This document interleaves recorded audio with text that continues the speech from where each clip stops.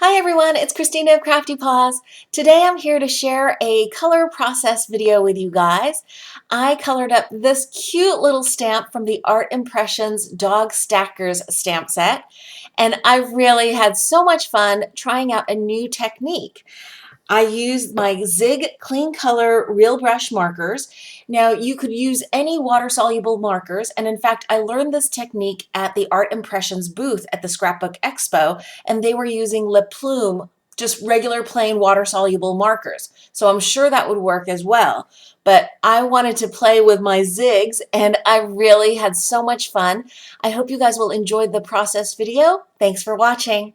So first, you guys should know that when I started this, I wasn't thinking of making any project or anything like that. It was just some watercolor play, and I was just experimenting. So I'm just using a scrap of 140-pound Strathmore watercolor paper, and all I'm doing here is using my markers to color directly onto the stamp so that each section of the stamp that I want a particular color, I am just using the marker, coloring directly onto those lines of the stamp, and then I am transferring that image over to the paper. So at the end, this is going to look like no line watercoloring. Now in retrospect, I probably could have used a bigger image or something that had fewer complicated, mixed images, one laying over on top of the other, but I really just wanted to ink up this stamp, and I had so much fun doing it anyway. Now you're also seeing me stamp repeatedly, and that's because watercolor paper, at least the kind that I'm using, is highly textured. So using the MISTI or any kind of stamping tool where you can repeatedly stamp over the image is really critical, I think, for this technique in particular. I generally don't stamp very well anyway, but having the MISTI made all of those kind of inconsistent stamping not really an issue. Repeat stamping also allowed me to deepen the color. If I got a light impression with the marker color, then I could repeat it. And also, after I blended it out with my water brush, and here I'm just using a plain Pentel medium width water brush, and I'm just using the tippy tip of it because the image is so small. I think if I had had a small or extra fine kind of water brush, it might have been even easier, but this wasn't difficult at all. And all I'm doing is blending out the color, moving the color from the edges of the image where the lines are, and blending it out toward the center. And where the nose, eyes, and sometimes mouths or tongues are, I'm trying to use a different color. So sometimes you'll see me wipe off the water brush onto a tissue, and that's just so that I don't get color transfer. I think it's at this point that I realized I could bring you guys closer in. Yeah, sorry about that. Here you can see in better detail what I'm doing. So I'm coloring up whatever part of the stamp that I want to have colored in this particular color. And for the Pomeranian, I'm actually using quite a bright orange. It's actually called bright yellow. It's 052. And for the eyes and the inside of the mouth, where the little mouth is, I'm using black, just 010. And because the yellow is such a light color, I'm actually stamping that out a couple of times because the color is not being transferred fully like I wanted it to. And the blending is super, super easy. You just kind of wet where the edges of the image are and blend in toward the center, or if you want, you can add color directly onto the image. I'm actually blotting out areas underneath the little dog's mouth so that the chest area looks more white, because that's the color that my Pomeranian was. That was actually my first dog. I was in 2nd grade and I got a little Pomeranian as my first very own dog. And little Foxy, yes, when you're in the 2nd grade, you name animals what you think they look like. And my little Foxy looked like a fox. And here I'm just stamping it one final time to get in those little tiny details. Here I'm using a stamp chamois to wipe up some of the color off the stamp.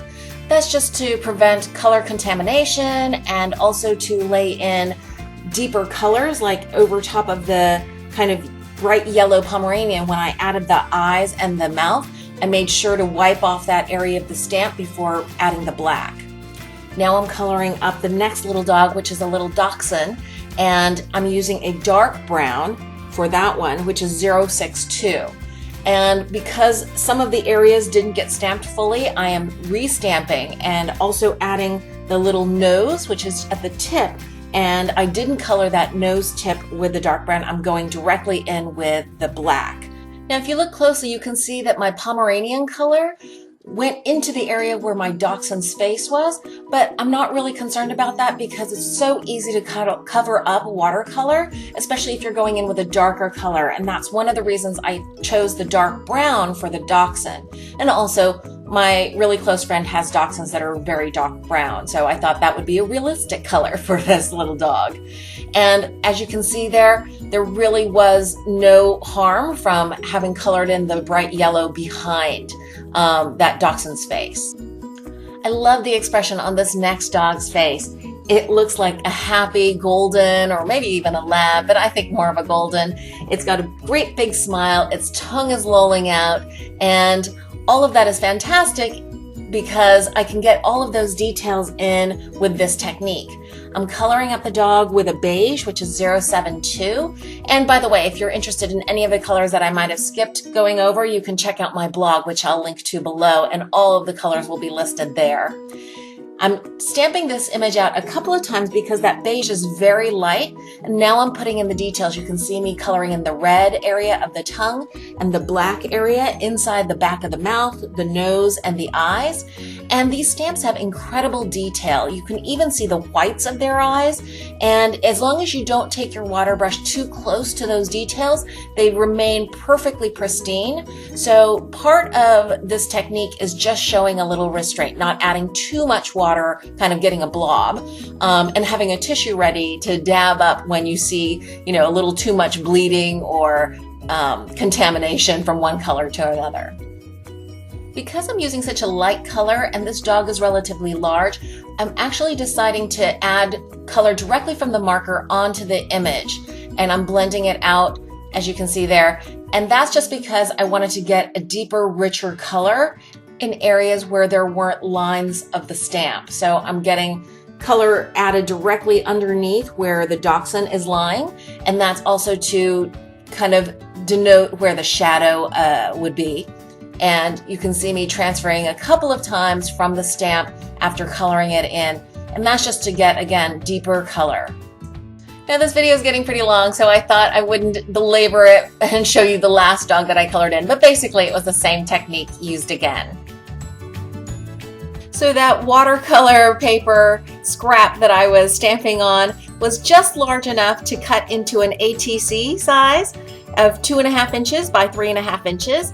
And all I did to finish up was finish coloring up that little doggy on the bottom, drawing in a little bit of a ground there and doodling in some double lines and dots for a little frame around this ATC.